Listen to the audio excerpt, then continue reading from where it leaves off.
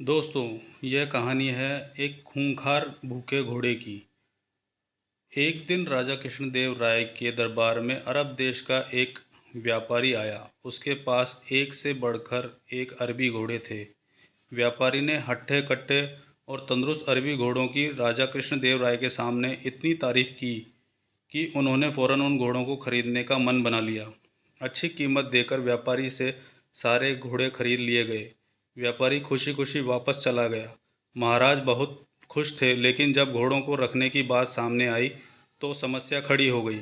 सारे अस्तबल पहले से ही भरे हुए थे। उनमें नए घोड़ों को रखने का स्थान नहीं था।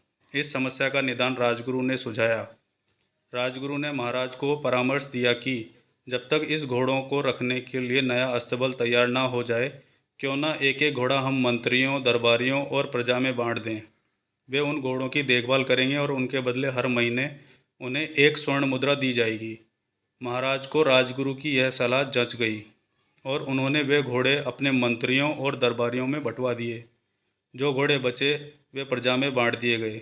महाराज का आदेश था, इसलिए सब लोग चुपचाप घोड़े लेकर अपने अपने घर चले गए। एक स्वर्ण मुद्रा में उन घोड़ों को चारे का प्रबंधन करना और उनकी देखभाल करना बहुत कठिन था। लेकिन वे राजसी घोड़े थे, इसलिए उनकी देखभाल में कोई कोताही नहीं बरती जा सकती थी। सब अपना पेट काट कर घोड़ों की देखभाल करने में लगे। एक घोड़ा तेनालीराम को भी मिला। उसने वह घोड़ा अपने घर ले जाकर एक छोटी सी अंधेरी कुटिया में बांध दिया। उस कुटिया में छोटी सी एक खिड़की बनी हुई थी। उस खिड़की से तेनालीराम रोज शाम को थोड़ी सी सूखी घास घोड़े को खिलाया करता था। घोड़ा दिन भर भूखा रहता था, इसलिए जैसे ही शाम को खिड़की से सूखी घास देखता, लपक कर उसे खा जाता। दिन बीतते गए और वह भी आया जब अरबी घोड़ों का अस्तबल बनकर तैयार हो गया। जिन मंत्रियों, दरबारियों और प्रजा के पास अरबी घोड़े थे, उन्होंने चैन की सांस ली।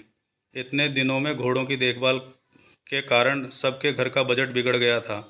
कईयों पर कर्ज चढ़ गया था। खैर, वे घोड़े लेकर राजमहल पहुंचे। इधर तेनालीराम जब राजमहल पहुंचा तो उसका घोड़ा नदारद था। महाराज के पूछने पर वह बोला, महाराज क्या बताऊं, वह घोड़ा बहुत ही ज़्यादा खूंखार हो गया है। किसी पर भी हमला कर देता है। मुझ में तो इतना साहस नहीं कि उसके अस्तबल में घुस पाऊं, इसलिए मैं उसे नहीं ला पाया। महाराज कुछ कहते इससे पहले राजगुरु बोल पड़े, महाराज, तेनालीराम की बात पर विश्वास नहीं किया जा सकता। अवश्य घोड़ा सही सलामत नहीं है, इसलिए तेनालीराम बहाना कर रहा है। हमें वहां जाकर वास्तविकता का पता लगाना चाहिए। महाराज ने राजगुरु को कुछ सैनिकों के साथ तेनालीराम के घर जाकर घोड़े को लाने का आदेश दे दिया। राजगुरु सैनिक लेकर तेनालीराम के घर पहुंच गए। साथ में तेनालीराम भी था। तेनालीराम ने उसे वह कुटिया दिखाई जहां घोड़ा बंधा हुआ था। राजगुरु जब कुटिया के पास पहुंचे तो तेनालीराम बोला, राजगुरु जी संभल के, घोड़ा सच में बहुत खूंखार हो गया है। आप पहले खिड़की के पास उसका मुआयना कर लीजिए। राजगुरु ने भी सोचा कि पहले खिड़की से ही मुआयना कर लेना उचित होगा। वह अपना मुंह खिड़की के पास ले गए। दिन भर से घोड़े को कुछ नहीं खाया था।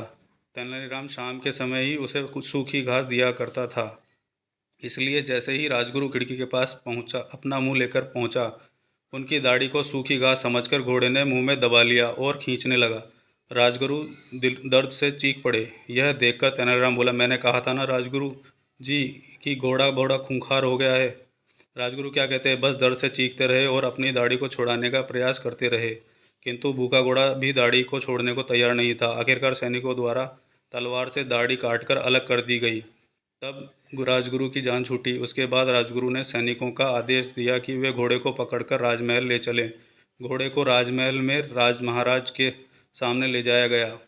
राजा ने जब घोड़े को देखा तो आश्चर्यचकित रह गए। इतने महीन ढंग से कुछ खाने पीने को न दिया जाने के कारण उसका शरीर सूख गया और वह एकदम मरियल दिख रहा था।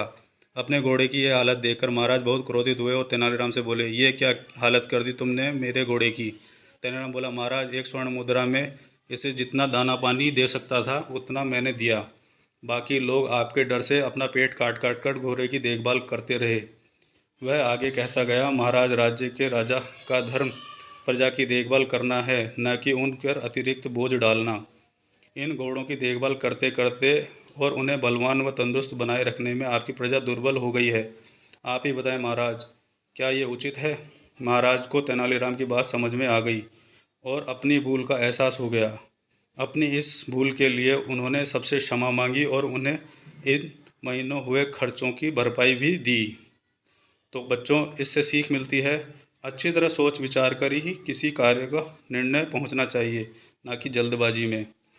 दोस्तों, अगर आपको यह कहानी पसंद आई है तो कृपया इसे लाइक करें और अपने दोस्तों को शेयर करें और हमारे चैनल को सब्सक्राइब करना ना भूलें, जिससे आपको ऐसी कहानियाँ भविष्य में मिलती रहें। धन्यवाद।